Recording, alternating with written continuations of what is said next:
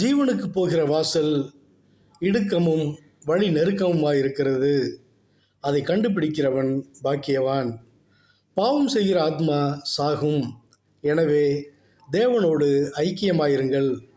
குமாரனை உடையவன் ஜீவனை உடையவன். பரிசுத்த ஆவி உன்னிடம் இருக்கும் பொழுது அதை உணர முடியும். அது உன்னை விட்டு நீங்கும்போது உணர முடியாது. ஆட்டுத்தோலை போர்த்தி வரும் ஓநாய்களுக்கு ஜாக்கிரதையாயிருங்கள்.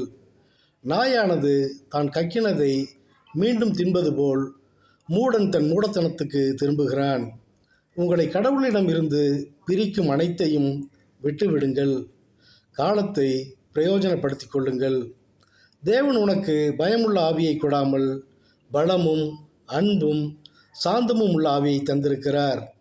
உன்னை காத்திடும்படி அவர் உன்னோடே இருக்கிறார். உங்கள் சந்தோஷம் நிறைவாக இருக்கும்படி பெற்றுக்கொள்வாய்.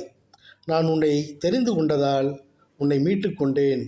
நான் உனக்கு கேடகமும் மகா பெரிய பலனுமாயிருக்கிறேன். சகல ஜனங்களை பார்க்கிலும் நீ ஆசீர்வதிக்கப்பட்டிருப்பாய். ஆமேன், ஆமேன், ஆமேன்.